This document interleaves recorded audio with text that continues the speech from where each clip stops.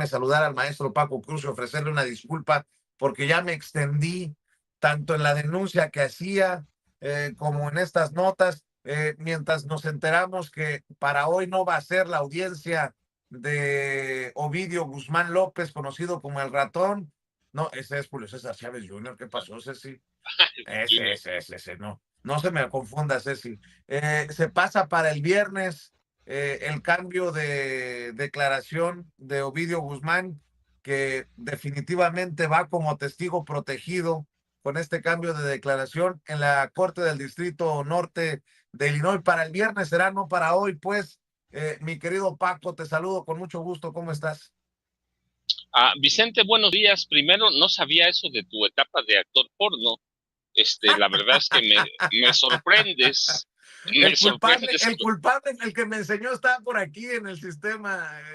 No sé si ya llegó. Es También, o Ron, Jaime, o a Norman también. no, Jaime y el Ron, Norman, actores porno. el Ron Jeremy Excelente. Caray. mexicano. El Ron Jeremy Ya, mexicano. ya me imaginaba, fíjate, pero además quise entrar con eso, Vicente, con lo del actor porno, porque anoche platicábamos con Norman y con Jaime. El problema de la extorsión es gravísimo en este país. Bueno, no solo no lo decimos nosotros, primero lo reconoció en su momento el presidente Andrés Manuel López Obrador. Recuerdas, en una de sus mañanas dijo: el único delito que no hemos podido controlar es el de la extorsión, es el único que no hemos podido. Esta semana la presidenta Claudia Sheinbaum Pardo, el secretario de Seguridad uh, Pública y Protección Ciudadana, Omar García Harfuch, reconocen lo mismo.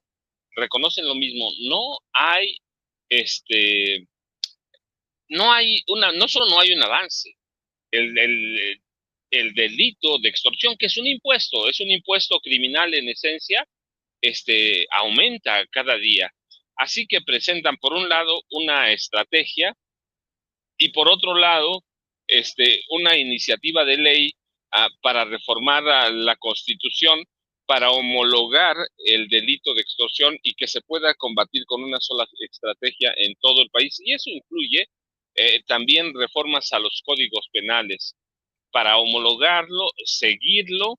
El número que pusiste en pantalla, el 089, fíjate, no, de los datos que se tienen, solo 3% de los delitos de extorsión se presentan en este país. 3%, el 97%. En todos los delitos, sabes, hay un número negro. El número negro es el que no se presenta, pero irregularmente está entre 15 y 20% el dato negro. Algunos no se pueden ocultar, como el homicidio, las heridas de bala. ¿Por qué? Porque tienes que ir necesariamente a un médico, a un hospital, y a donde vayas te lo deben reportar a las autoridades. Pero los casos de extorsión son una locura. Son una locura. Llevamos años padeciendo ese problema. Tú tienes razón, tú no caíste, pero yo conozco en mi familia mismo. Yo recuerdo hace un par de meses a una prima, ya estaba a punto de mandar dinero porque su primo había sufrido un accidente, y cuando le preguntamos cuál primo, ya, pues mi primo. ¿Pero cuál? ¿A dónde lo vas a mandar? Y sí, ya tenía dinero para mandarlo a través de una cuenta OX en concreto. Así que eh, imagínate, 3% desde por lo menos 2020.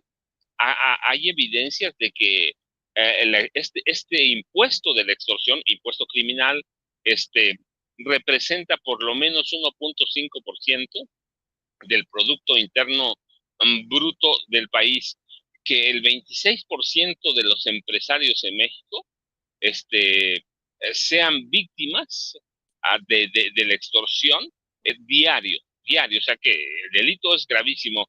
Es una constante para todo mundo. Los delitos reportados contra negocios 2023, 2022 ya equivalían ese 3%, fíjate, a 747,000 casos. En esos 2 años, es decir, de las estadísticas, Y es un delito que no solo golpea los bolsillos de los empresarios o las cuentas bancarias de los empresarios, nos golpea a todos. En realidad, erosiona la confianza de los ciudadanos en la policía, porque tú dices que voy a reportar a la policía. Mañana tengo miedo. Y en la estrategia que presenta Omar García Harfuch, alerta sobre los estados en los que más se perpetra este delito. El Estado de México, pegado a la capital del país, de las carpetas abiertas que hay, y otra vez solo se presenta el 3% de los delitos. El Estado de México, Guanajuato, Nuevo León, la Ciudad de México, Veracruz, Jalisco, Guerrero, esos son los estados a donde más, no a donde más delitos hay, a donde más carpetas de investigación. En los demás no sabemos por qué, porque solo se presenta el 3% y hay quienes deciden no solo no denunciar, sino que se esconden víctimas de miedo. Hay nadie sabe cuándo hay un pico histórico de extorsiones, porque todos los días hay gente que prefiere ya no responder al teléfono y viven con miedo. Eso es la realidad. Así que hay una especie de consolidación de la confianza de los criminales para actuar impune y abiertamente. ¿Por qué? Porque no hay un control de la autoridad, porque el delito no se sigue por ningún lado, por lo menos no se seguía hasta ahora. Va a haber un seguimiento, va a ser un delito que, contra el Estado mexicano, pero hay algunas estadísticas básicas, fíjate, en los pequeños emprendedores en 2003, y eso son estadísticas del INEGI, encontraron que con cada comerciante extorsionado en pequeño, perdía 9,000 pesos por cada caso. Y ya contabilizado con lo que perdían los grandes empresarios y los pequeños y la gente normal, representaban pérdidas por 6.7 billones de pesos.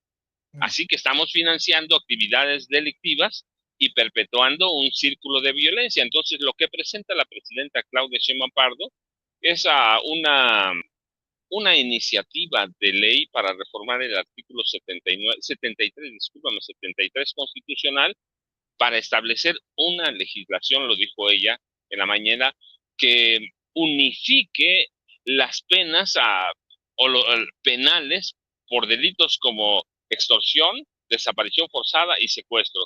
Y la propuesta, la iniciativa de ley, incluye a la extorsión como delito grave, y que todas las entidades federativas, a partir de la reforma al artículo 73 constitucional, cuenten o modifiquen los códigos penales y cuenten con tipos de penas y sanciones mínimas homogéneas para combatir eficazmente este delito, tanto como la tortura, la trata de blancas, el secuestro. Ahora, ¿va a dar resultado? Yo espero sí, pero van a tener mucho trabajo, más de lo que parece, Vicente, más que llamar al 089.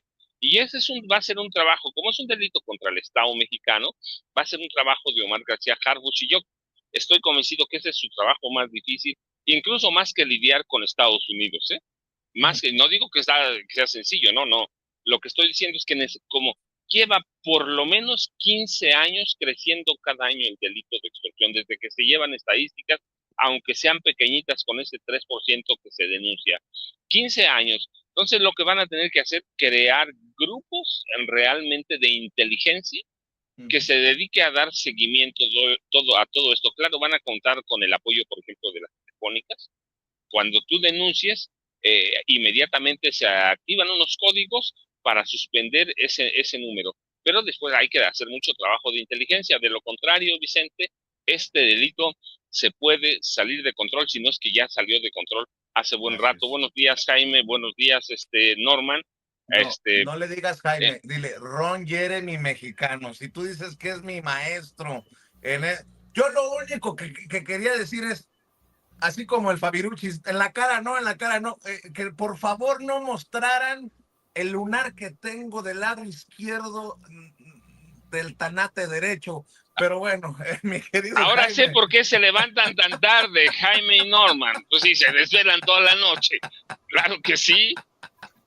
Ay. En broma, pero es una situación seria para muchas personas La extorsión es que tal grave. vez no tengan la capacidad de denunciarlo como nosotros, ¿no? Ya el colmo, Jaime. O sea, me amenazan de muerte, me mientan la madre y después me quieren sacar $3,000. Le digo, ¿y de dónde, mi rey? Mejor miéntame la madre, ¿no? O sea, por favor, miéntame la madre, lo que tú quieras, pero con mis limitados recursos no se metan, cabrones. ¿Cómo estás, mi querido Jaime? Y saludo a Bueno, Norman también. ¿Cómo estás? buenos días, Buenos días. querido Paco, buenos días, querido Norman. Pues aquí firmes los tres rucos aguerridos para arroparte, Chavorrucos. chavorrucos. Oye, estoy preocupado. A ver, ¿qué dice Paco? Ruco, pero playboy. Sí. No, bueno, tú metrosexual. Andamos con todo. A ver, estoy muy preocupado, Jaime. Hasta Eduardo Verástegui ya le retiró su apoyo a Donald Trump por el caso de Epstein. Estoy viendo que puede más la lana, ¿no? Dice Eduardo Verástegui, muy triste. Ghislaine Maxwell está en prisión por traficar menores. ¿A quiénes? No hay lista, no hay nombres, no hay justicia, solo silencio. Si no hay lista de clientes, ¿a quiénes se traficaban los niños? Y pone el nombre de su película Sound of Freedom. Los hijos de Dios no están en venta. Epstein List, encubrimiento, muestren la lista. Bolas. Oye, por cierto, ayer dejó la víbora chillando Elon Musk diciendo que Steve Bannon, uno de los asesores de Donald Trump, también está en la lista. Pues vaya pinche escandalazo. Ya se definió Eduardo Verástegui. Se va por Elon Musk en este pleito y no por Donald Trump, mi querido Jaime, que por cierto no es poca cosa, ya fuera de WhatsApp, no es poca cosa. Estaríamos, así lo entiendo, ante el encubrimiento oficial más asqueroso, tal vez en la historia de Estados Unidos, ¿eh? Sí, y lo interesante de todo esto es la forma en que todo esto ha ocurrido y la línea del tiempo, que es lo que realmente ha metido miedo en el cuerpo de muchos ciudadanos, incluso de congresistas. Ayer comentábamos cómo algunos senadores, Murkowski, la senadora por Alaska, que declaraba abiertamente, tú sabes que Murkowski fue uno de los votos decisivos a la hora de aprobar el presupuesto de Donald Trump, comentaba que ella y algunos otros compañeros más tenían miedo de lo que está ocurriendo, pero sobre todo tenían miedo de Donald Trump y los esbirros que acompañan a Donald Trump. Y todo esto tiene que ver con esta campaña de terror que ha desatado el presidente, porque desde marzo pasado, el principal agente que era el encargado de recopilar información y custodiar la información relacionada con los archivos de Epstein, lo corrió Pam Bondi, lo corrió del FBI, corrió a este agente del FBI, que era el director de inteligencia y contrainteligencia, que era el encargado de supervisar y sobre todo cuidar que agencias de inteligencia no se entronizaran dentro del sistema, dentro de la presidencia. Le pidieron la renuncia porque él se negaba a entregarle a Pam Bondi el resto de los archivos precisamente que tenían que ver con Epstein. En esta imagen vemos cómo esta Pam Bondi entregó solamente una parte parcial de los archivos. ¿Y sabes a quién se los entregó? A influencers a quienes se les ha permitido la entrada a la Casa Blanca, a las ruedas de prensa, y se les entregó este informe, pero recortado, no se ponían las partes más comprometedoras, entre otras imágenes, incluso película, de cómo Donald Trump abusaba de menores de edad eso se ha excluido y precisamente el agente del FBI encargado de custodiar fue corrido desde marzo pasado en una de las acciones más vergonzosas que se recuerdan en el seno de esta administración. Y luego, pues han venido en cascada pronunciamientos en contra de esta decisión, una parte de MAGA, la base de MAGA, que de alguna manera refleja los posicionamientos de Verástegui, ha rechazado varias actitudes de Donald Trump. La primera, la no liberación de los archivos Epstein, y la segunda, la decisión de Donald Trump de repensar la contratación de trabajadores, sobre todo en el sector agrícola y hostelería. ¿Se acuerdan que la presidenta informó esta semana en la mañanera que el presidente Trump estaba reconsiderando la posibilidad de permitir la recontratación de trabajadores? Bueno, eso ha sido otro de los elementos que rechaza la base de MAGA, porque dicen que Donald Trump está renunciando a algunas de las campañas que prometió cuando buscó la reelección en el cargo.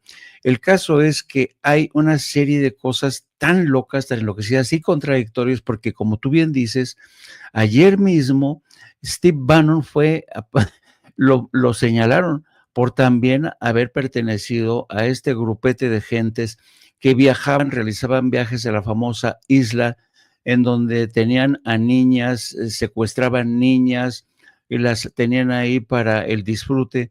Estaban incluidos en esa lista Bill Clinton, estaban incluidos miembros de la familia real británica, estaban incluidos el propio Donald Trump, y todo eso lo han eliminado.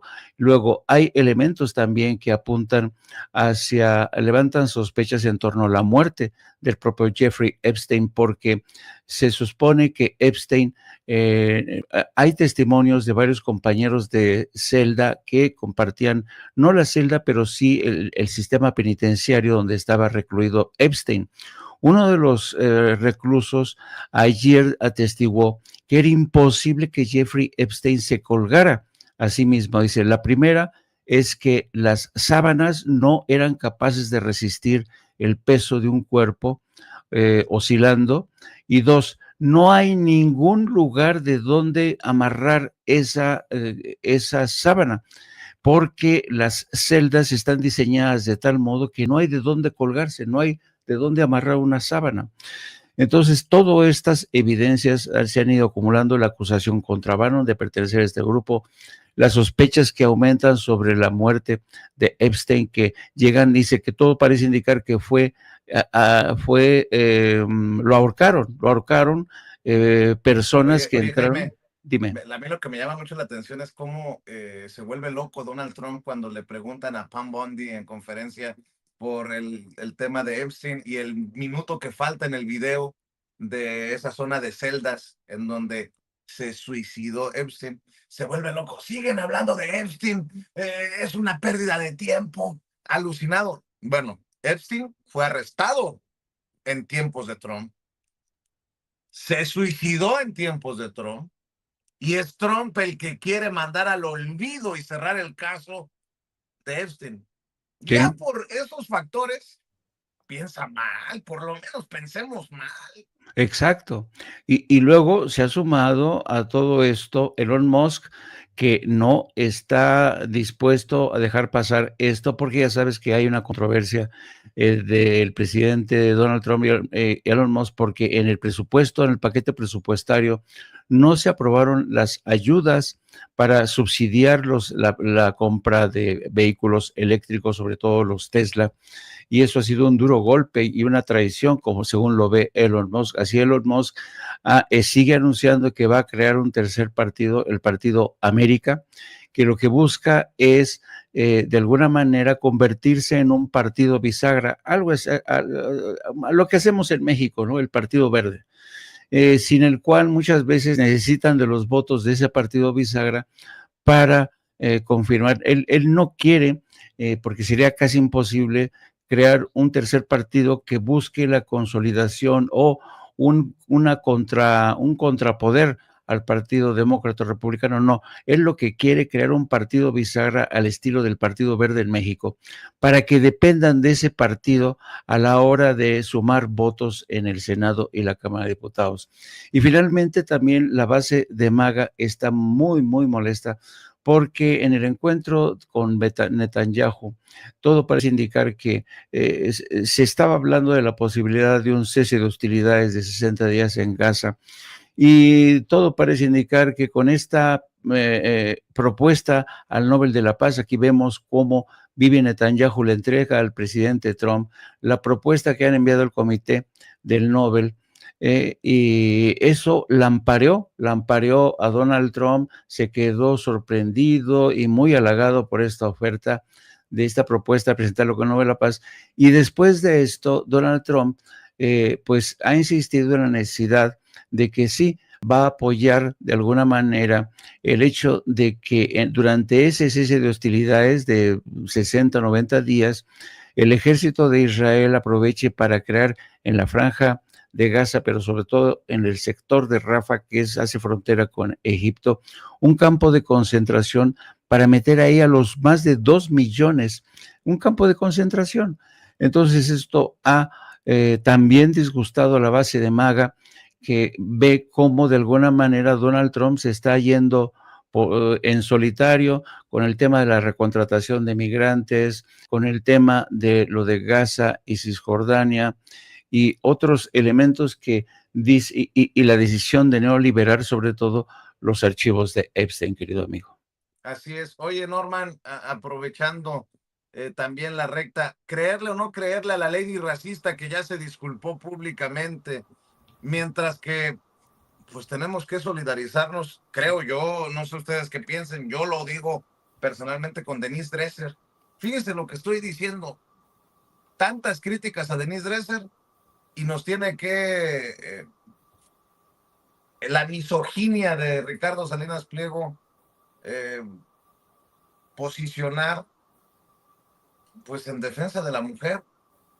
En algún momento hasta para defender a Lili Telles yo salí a decir, tienen que cuidar al hijo de Lili Telles por las amenazas, porque no hay de otra. Ver la misoginia de Ricardo Salinas Pliego rampante, impune, ahora también contra Denise Dresser, amerita más que una disculpa pública. Yo creo que ya hay que buscar que no quede la impunidad, pero bueno, y el comunicado de la lady racista que se disculpa. Ahí te dejo esos dos temitas, mi querido Norman Pearl. Bueno, buenos días, primero que nada, a ti, a toda la audiencia, los maestros Paco y Jaime. Hablar de la lady racista, pues ya vemos que no fue una eventualidad, ¿no? Es todo un comportamiento. Ella tuvo este problema con el policía que se muestra en la foto, en donde vimos también el video y vimos la agresividad y sobre todo el pensamiento hasta político que pueda tener esta mujer en un entorno que le favorece. Ella se siente de las personas privilegiadas que viven en México o de México y que pueden actuar con esa impunidad en contra de las personas que ellos consideran inferiores. Ahora bien, no es cuestión de género, ¿no? Es tan sencillo como pensar que eso debe estar totalmente al margen de si es hombre o si es mujer. Es simplemente, está cometiendo un delito, pero un delito que va más allá de lo que las leyes muestran en términos de castigo, porque los castigos son relativamente pequeños, les llaman faltas administrativas, etcétera. Pero yo también siento que, por ejemplo, CONAPRED puede actuar de una manera más severa y ubicar a esta persona y a todas las personas que actúan de esa manera, que son miles y miles en este país, que debe haber un basta, ¿no? Un hasta aquí. Es un poquito lo que pasa con la extorsión. Bueno, la extorsión siempre se manejó, que existía, que pasaba, que era creciente, etcétera, pero no hay estadísticas de nada, ¿no? Nadie sabe realmente cuál es el porcentaje de gente que está no solo expuesta a la extorsión, sino que han sido extorsionados de alguna manera. Entonces, hablar de esta mujer es hablar de una representante de un inmenso grupo de gente que siente que está por encima de los demás. Ahora, hablar también de ella en lo particular, pues es bueno, pues tiene una característica distinta, bueno, no tan distinta a todos los gringos que en las playas corren a los músicos y a los mexicanos que osan pasar frente a sus casas, ¿no? Estas personas, yo creo que debe de aplicárseles un tratamiento diferente. Hasta ella está siendo linchada, y es correcto que así sea. Hablo de un linchamiento público, hablo de palabras, hablo de expresiones, pero bueno, pues también todo tiene un límite. Yo siento que ella sí debe de ser deportada del país, porque hay cosas en las cuales, y lo dijo la presidenta, no es posible que actúe así con una persona, con personas que le han abierto los brazos, ¿no? Ella no es bienvenida, una persona con ese perfil se debe de ir. Ahora, si fuera mexicana sería otro el tratamiento, ¿no?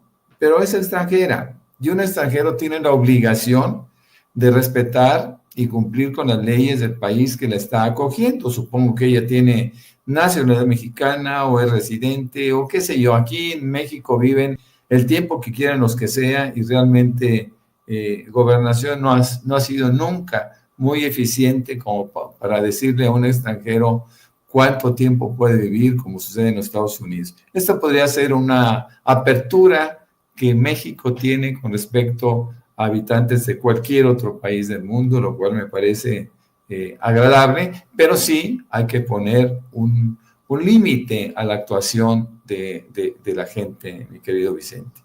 Así es. Oye, en caso de que se diera el caso, porque Raimundo Rivapalacio ya habla, se acabó el pacto de impunidad, en referencia a Peña Nieto, ¿no? El de López Obrador, Peña Nieto, el licenciado Peña que permitió la llegada de la 4T, las pendejadas que siempre han dicho por más de 6, 7 años. ¿Norma Piña estaría dispuesta en sus últimos días a quemar algún cartucho para salvarlo? Dice Raimundo Rivapalacio que ya abrió la puerta, como lo dijimos aquí también, sin censura, Alejandro Gers Manero para pues ir por el expresidente Enrique Peña Nieto.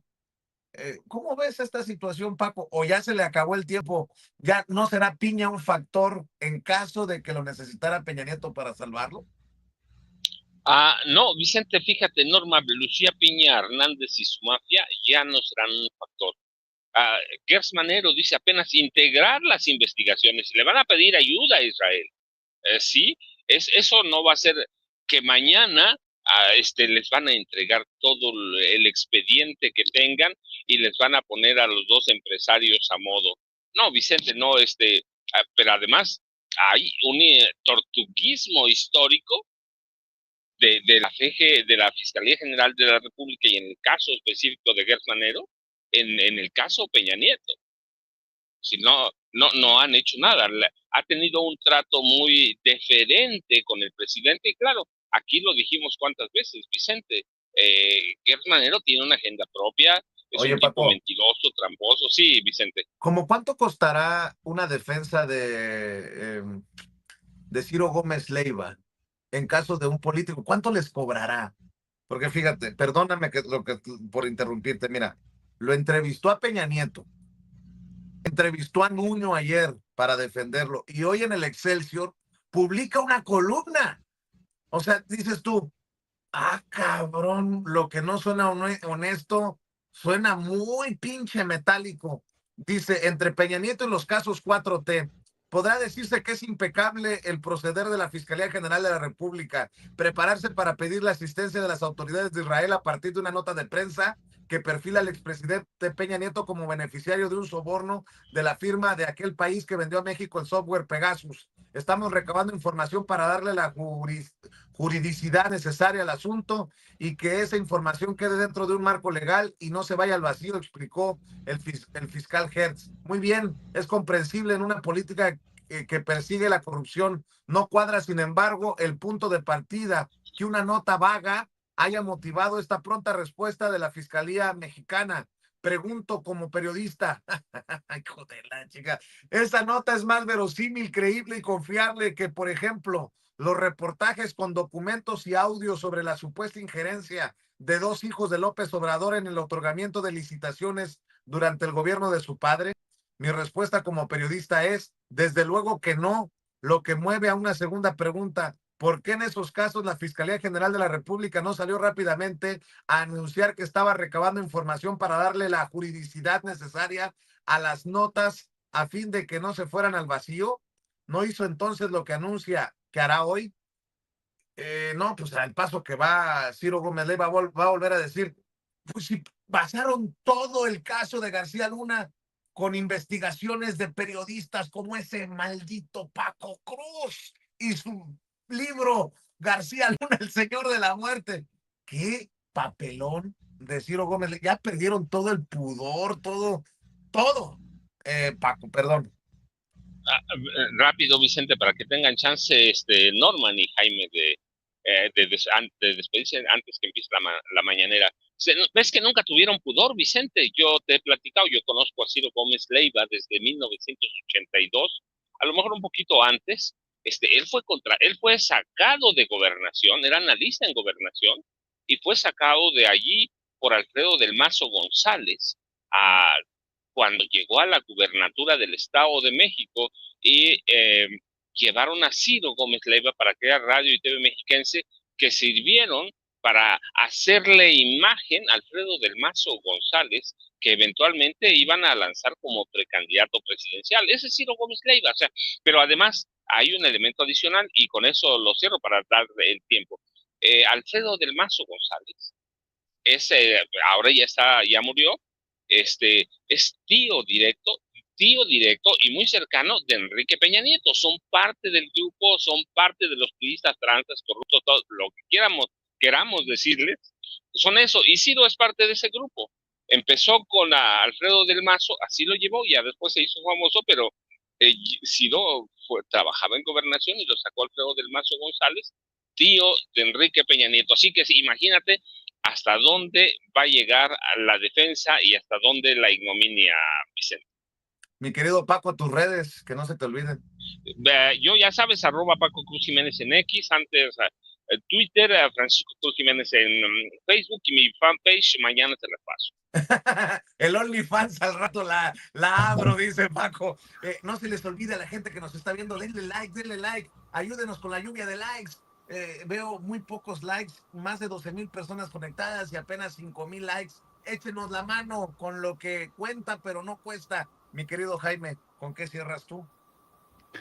Pues yo cerraría precisamente con yo francamente, ¿qué quieres que te diga? Yo le creo más bien poco a Gertz Manero, porque creo que la decisión o la intención de judicializar este caso se podría haber iniciado desde hace mucho, porque precisamente los empresarios que se han peleado ante los tribunales de Israel, pues al menos uno de ellos está en México, reside en México.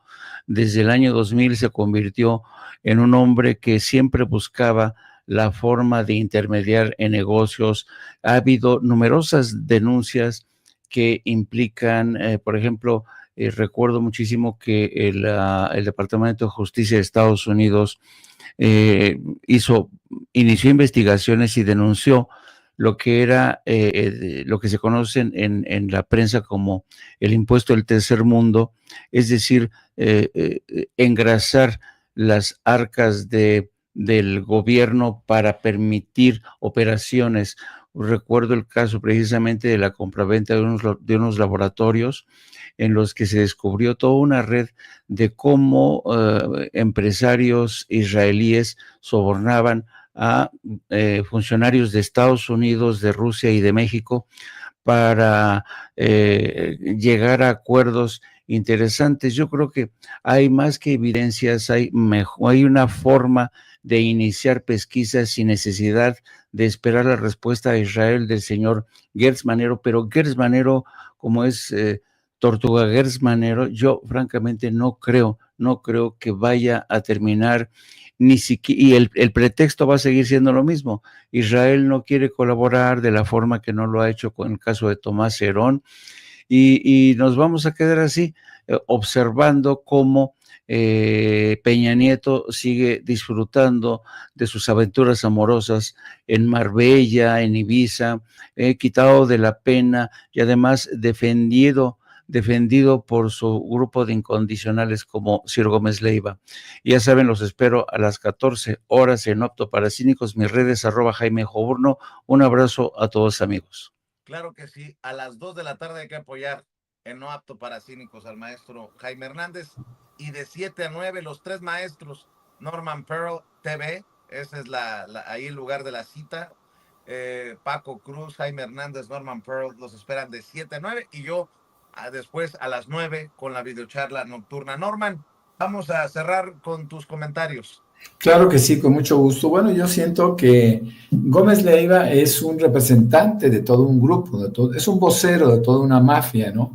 Ahí acuden toda aquella gente que busca que se emita una justificación a sus fechorías.